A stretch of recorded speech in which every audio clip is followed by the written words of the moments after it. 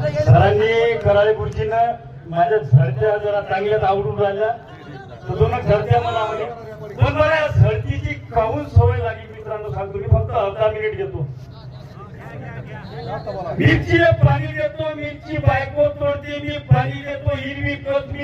मिरची सकाळी मार्केटला 6 वाजता म्हणजे 5 वाजता घरून बांधतो गाडीवर कट्टन नेतो खपते 15 रुपये किलो 150 रुपये मन 10 किलो होता आणि ज्यानं घेतली ज्यानं त्या हर्रासात घेतली तेच 12 वाजता मेला ती माया दरवाजा तिथे आणि 15 रुपये पाव 60 रुपये किलो हा परिस्थिती मग जरासा मेंदूच्या नसा तन करायला लागल्या विचार करत बसलो सगळ्या देशात सगळ्याच चांग झालं आमचंच काऊन भगलं या देशात सगळ्याच चांग झालं मिरच्या विकणारा लसूण विकणारा कांदे विकणारा टमाटे विकणारा सगळ्याच चांग झालं पण चला आमचंच काऊन भगलं विचार करत बसलो मेंदूच्या नसा कट्ट झाल्या म्हटलं अवचार आहे मोबाईल माझ्याजवळ आता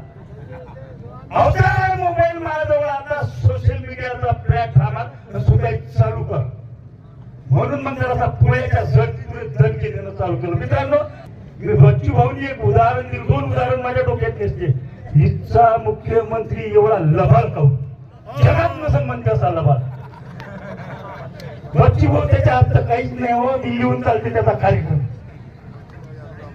दुसरं उदाहरण आहे ब्राझील मध्ये भारताच्या 33 क्षेत्रफळ असलेला देश ब्राझील त्याच्यामध्ये अर्धी शेती 1% लोकांच्या हाती मग मला सांगा आम्ही एवढे हातघाई झालो अरे थंडेगार झालो हे कर्जमाफी देतो म्हणजे भाईवर म्हणलो पहिलेही कॅबिनेट ने आपला गाडीवाला बापू नाही केली अजूनही नाही करून राहिला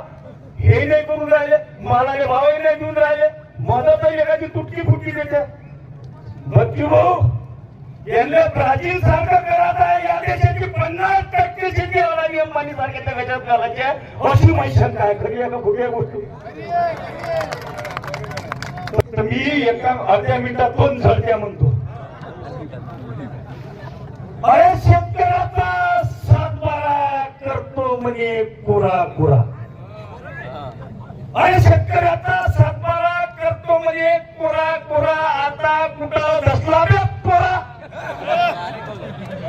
अबे तुया कर्मीनं आमच्या दिवाळीच्या बाजाराचा रिकामाला थोडा 1 नंबर पार्वती